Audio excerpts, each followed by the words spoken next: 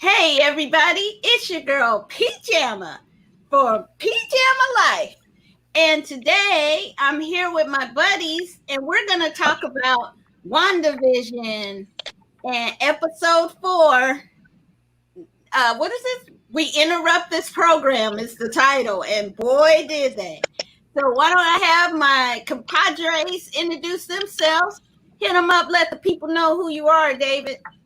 Well, hello, everybody. I'm David Downey. Great to be with you this evening.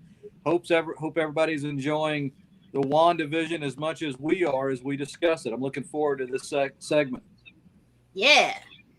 I'm Patrick. Big, not a first-time caller, not a first-time commenter.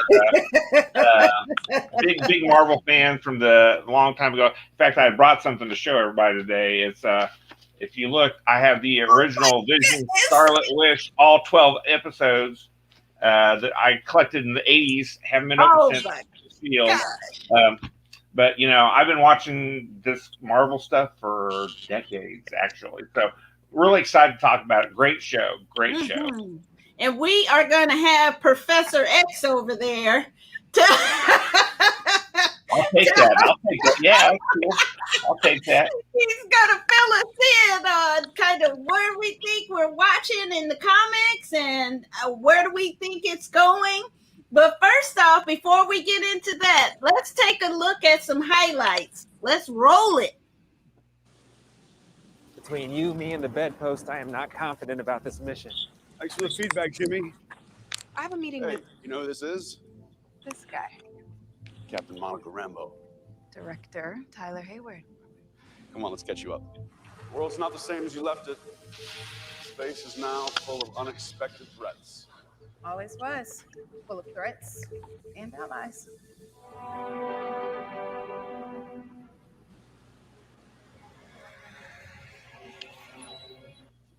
What's the story here, Agent Wu? It looked like he flew the coop. Your missing person is in the witness protection program. Why is it that you have an awareness of Westview? Or me, for that matter. It's because we are outside of a certain radius, or maybe because we don't have a personal connection.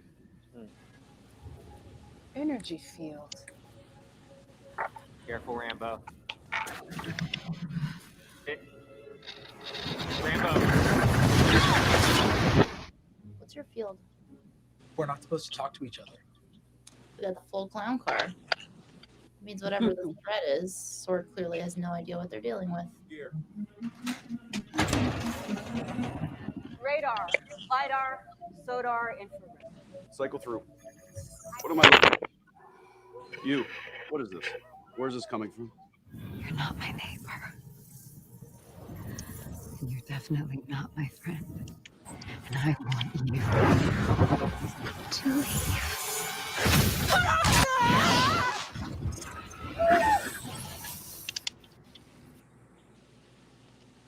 Oh, woo!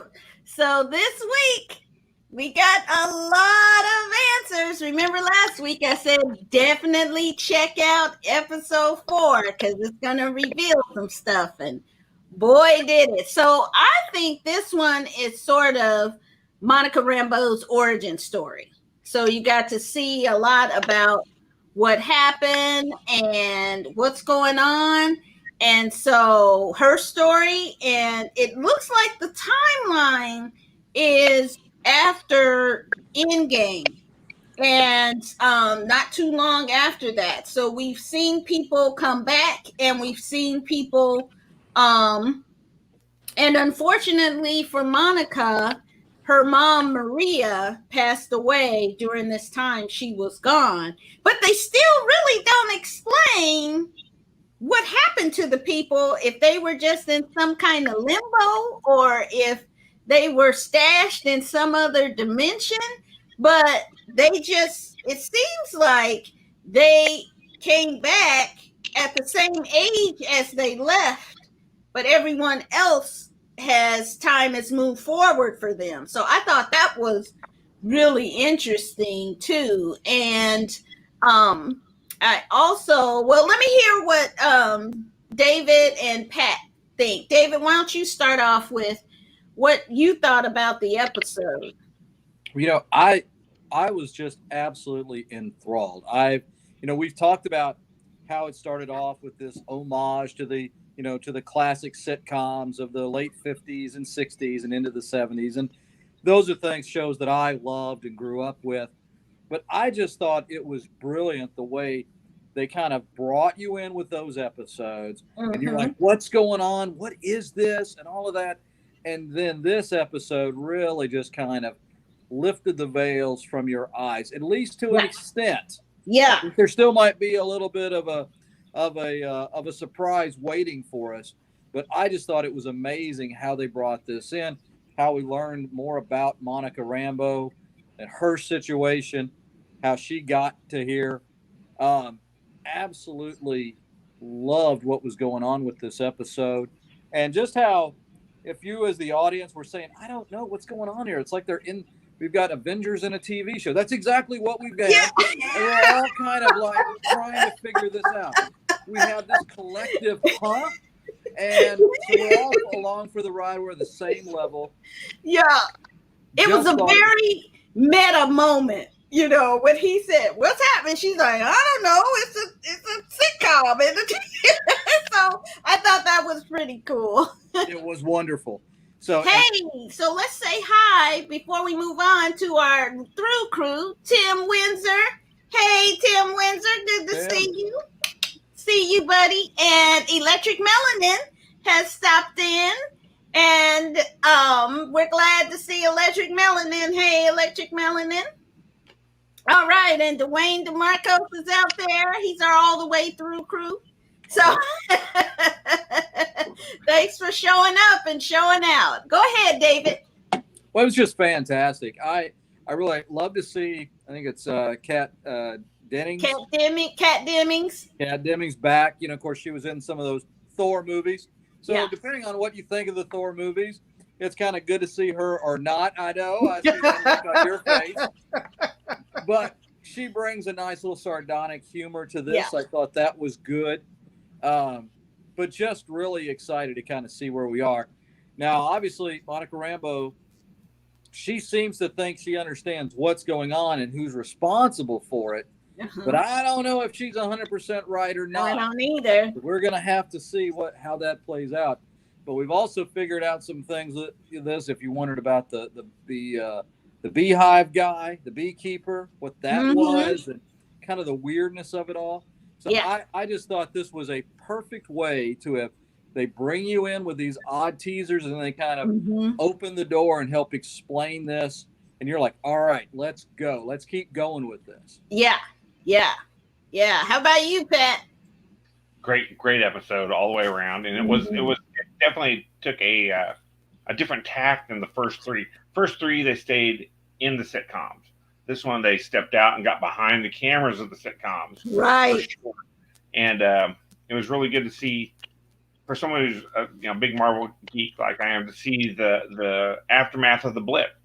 Everybody coming back in. You saw everybody evaporate, in Infinity War and a bit. And you're like, holy crap. And then, but this one, you got to see them reassemble back where they were, immediately where they left off. And, they felt 10 minutes, but it's been 5 years. Right. Super cool tie-in. And you got to see some of the, your old Marvel buddies. You got to see Jimmy Woo, who was in Ant-Man and Wasp. He's kind of the hapless SHIELD guy. Yeah. Okay, this is just an aside. Let's do a show where him and maybe Monica Rambeau go around, do X-Files, and check stuff with that kind of in the Marvel universe. Yeah. What a great show that would be. It might be. You never know. Idea. Who knows what last episode, they're going to give us the Book of Boba type of thing. Who knows? Yeah. But really, really well done. Tied up a lot of loose ends. You think you may have a head. You think you may know where it's going by watching this. Who's who's making this whole thing. And again, you may not. It's right. It's definitely worth watching, though. And I think one thing I did today was I went back and looked at the original trailer for the episode, for the series. Yeah. And I think there's some clues in there too about what's coming up. So it leaves me with some questions, and you guys tell me what you think.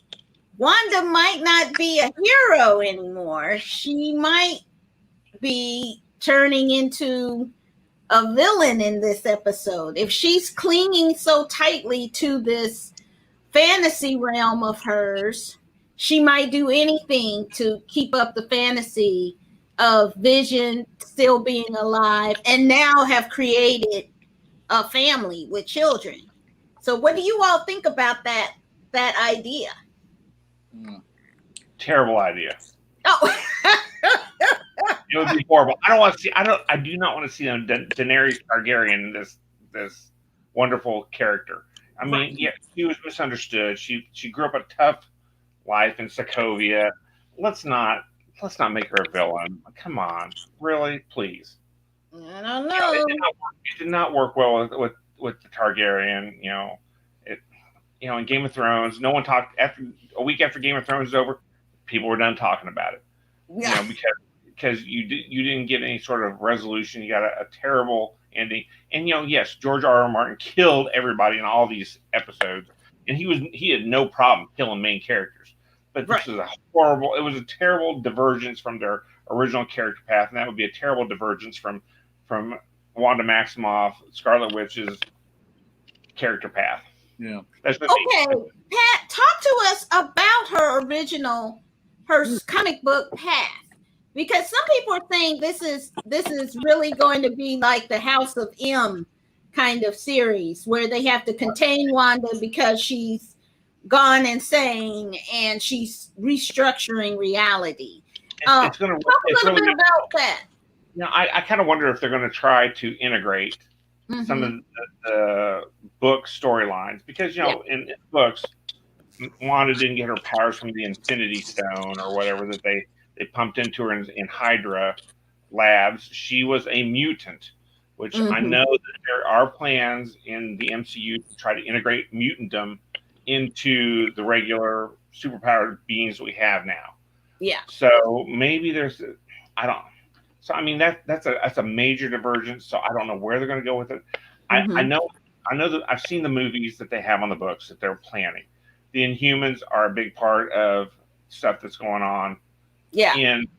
In some of even in the comic book series I showed you, you see several of the royalty of the Inhumans being involved. You see Agatha Harkness or Agnes Harkness in the TV series, I believe.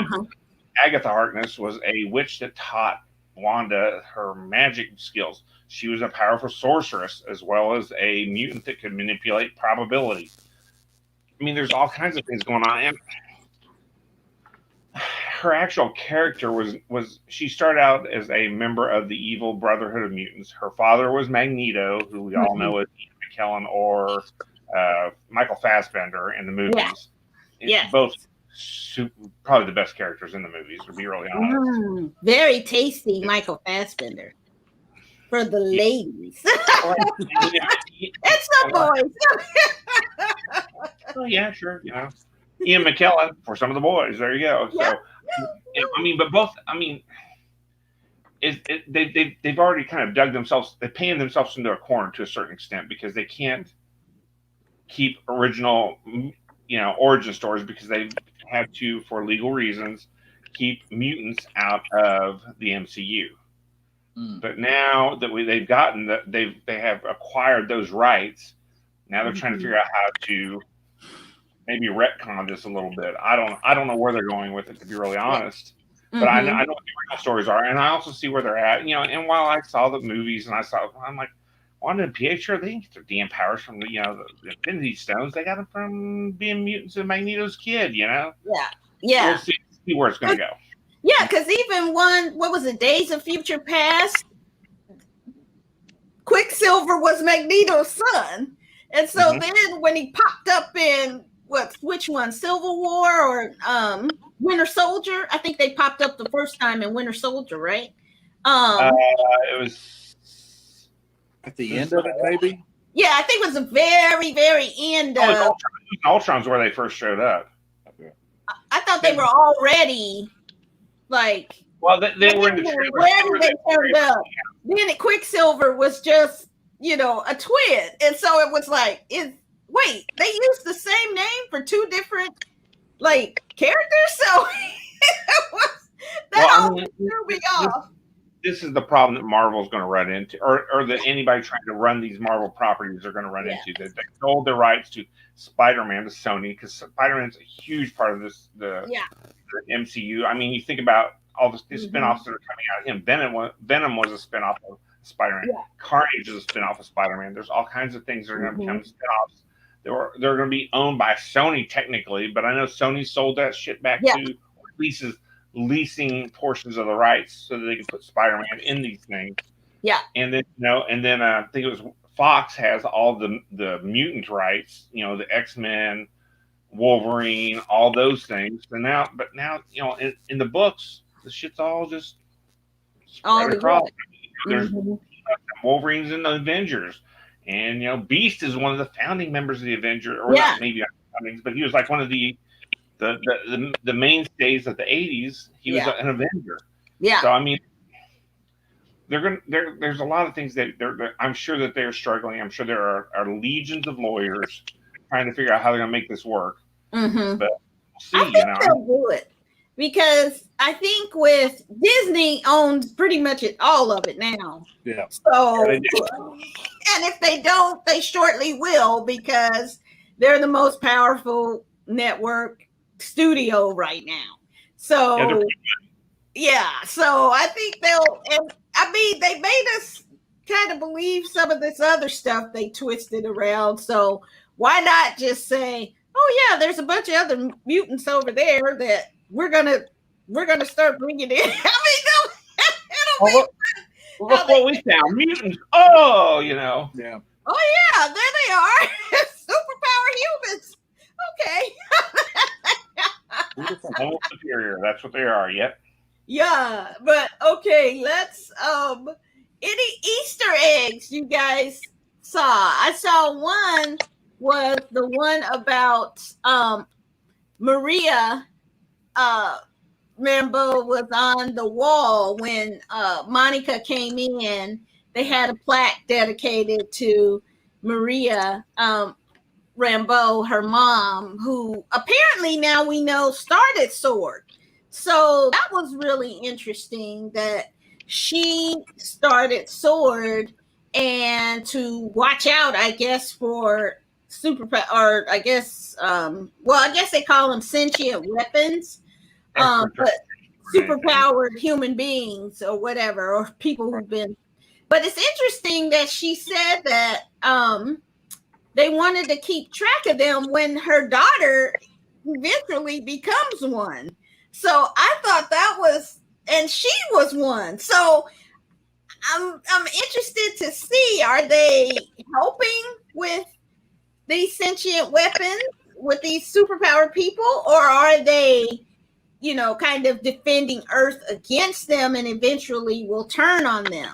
So that's going to be an interesting kind of proposition, because, I guess it's millions of versions of Earth and millions of, gods and superpowered people and people who've been touched by stones and energy and whatnot. So I don't know how these Earthlings are going to do something about it all, but it's interesting. Any other Easter eggs you all saw or thought was interesting? I think for me, there was, I think that it was intentional at the end, not so much an Easter egg, but I do think there was a level of kind of misdirection, a bit of a shell game here when Monica said it's Wanda doing this, because I think that's what it looks like. But I really think, to Pat's earlier point, I don't think she's going to be a villain. I think Disney is going to keep her on the good guy side. You think so? I don't know. Yeah, I do. I am thinking that we will see. Yeah. But I think something else is going on there, and there's probably behind curtain number 3, there is another hand of evil going on, and maybe doing some things. We'll see. But I do think that's a level of misdirection, because I think the Game of Thrones reference, I wholeheartedly agree with. That was a radical shift. It really hurt a lot of people with the show. I think that I don't expect to see that with this. Hopefully every show learned their lesson from that. Let's see. Pat, what do you think? I really don't think they're going to make Wanda Maximoff into a villain. No, I mean Easter eggs. Oh, I don't know if this was too Easter egg laden. This one wasn't. But for the simple fact, I think they were trying to do a lot of things where they were trying to reconcile the stuff that they got going on. The Easter eggs they dropped previously, they're trying to kind of do a little bit of gathering things up before we go on to the next whatever the hell's going to happen. I think they were just doing a little bit of a step back. Let's kind of regroup, see where we're at. Okay, here we're going to show you this. You can see behind the cameras now. You're not just in front of the cameras. You're going on behind. And you're like, oh, okay, so this makes sense. Well, the beekeeper makes sense now. This makes sense. Why did she just show up and she started making sense? And why does she know about Ultron? Oh, now I see. They were just doing a little bit of let's reconcile some things. Let's get everybody ready for the next session. Now they're going to start messing with their head again next episode. Because I thought it was interesting that when at the first episode, when you saw at the end, you saw somebody closing their book. And now we know that was Darcy Lewis who was recording the session. I was like, oh man, that is so clever. Yeah. And someone said to me that, what if this is like, I don't know if you all saw this movie a couple of years ago, Annihilation, and that it was a metaphor for grief. Yeah, and once somebody told me that, I was like, oh my God, that totally changed my perspective of a movie. But I think this is too a homage to Wanda's grief, because you can see that she is remembering, or there's parts of her that are coming to the realization about it, especially when she saw Vision. That one flash. Yeah, with him with the hole in his head, and he was gray, and he lost his eyes were white, and that made me sad too. I was like, oh no, oh Vision, no. But then she quickly changed it, and then she said, no, this is our home now. When he asked, we can go anywhere, which was a throwback to what he said to her in Ultron. We can go anywhere, we can live anywhere. And it was very sad. That to me was very sad when she said, no, we can't. This is our home, because without that reality, he no longer exists. Right. So I think this is part going to talk about grief, which for right now, with everything that's going on and as much grief that people are experiencing in the world, comics have always been great at mirroring what's going on and coming up with a creative way to discuss these kind of things. So I think that point is just so poignant when we think about it. Well, and it's one of the things you would do. I mean, you're hurting, you're grieving, you escape. When you're in kind of a deep pain, you have some kind of loss, you kind of want to get lost in something else. And obviously none of us really have the powers to do our nose and create this holodeck world. She obviously does. So it is one of those things. And, those idyllic shows, how they were. I mean, it never, ever truly portrayed America, but it was an escape kind of thing. And for many of us who grew up watching those in reruns, that's what you did. And you kind of got lost in it after school or whatever, good days or bad. So I think we're kind of seeing that. But it's a great point, her grief and the pain and bringing all of this in. And again, maybe she's under somebody else's spell too. I'm still believing that she's going to be a good guy in all of this. Although Catherine Hahn's character and the other folks, if they are trapped in Westview and they can't get out, they might not be thinking of her quite in that heroic vein that we like to keep her in. So we'll have to see. Yeah. And hey, looks like we have a new viewer. and Heather Huey, and she says that the softball reference was over my head.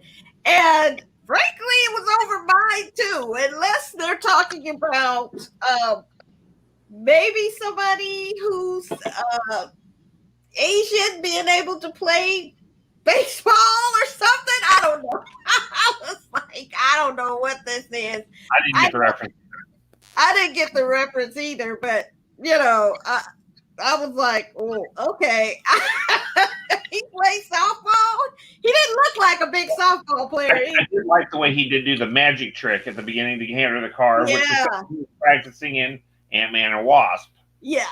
Yeah. And so I thought that was a cute little Easter egg throwback to, if you watch the movies, you would catch that little reference for him. But yeah, I just think overall I think now we'll get into what we thought we would get into at the beginning, but now we're going to get into kind of the superhero kind of discovery. But we're not finished with the sitcoms, because if you look at the trailer at the beginning, you also see another sitcom where they're in the 80s and they're with the big 80s teased hair and in the workout, aerobics gear and stuff. So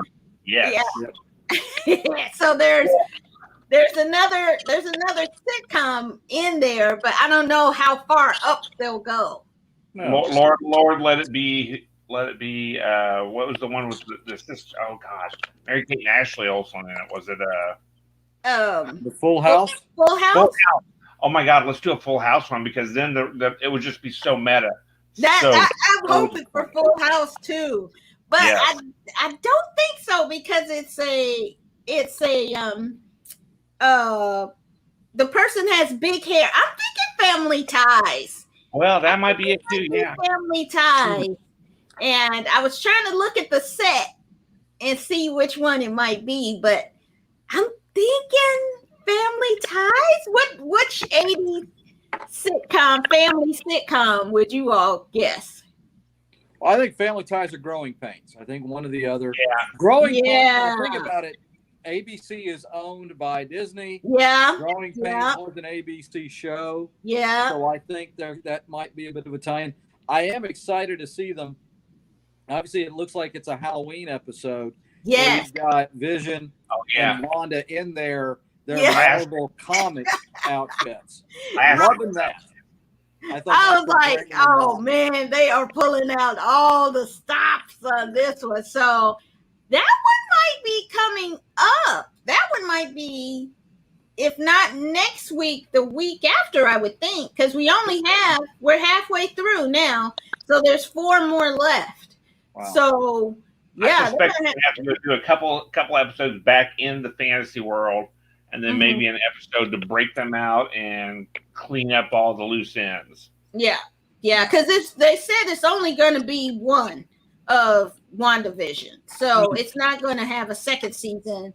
This is kind of the bridge between this and then the next set of movies. Coming up. 4 and 5, right? Yeah. So I think it's gonna be next week. I can't predict. I thought maybe this week they would have the sitcom, but maybe it's next week, and we'll get back to where. And Wanda, I think, is really starting to have to reconcile with what's going on. But also in the trailer, Agnes asked her, "Are you here to save us?"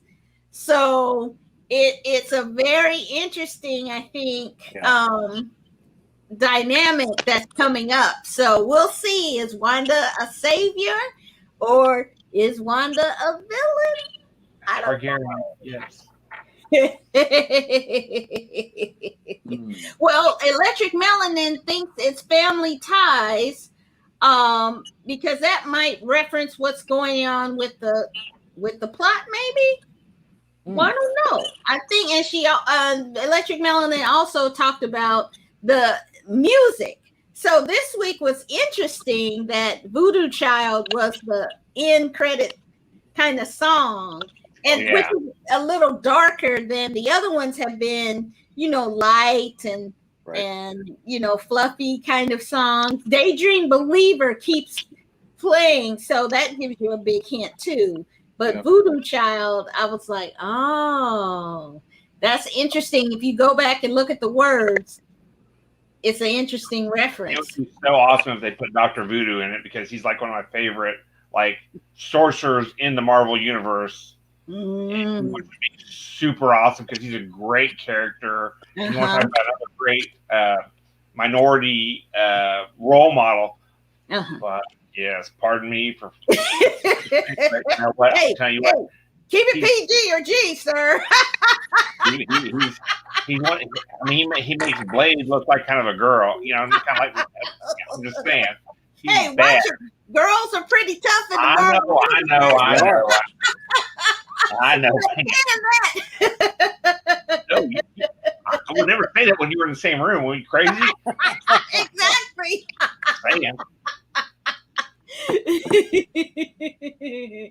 So, well, that is going to wrap it up, fellas. You have any final thoughts for the people? Pat can just take his foot out of his mouth and then say something.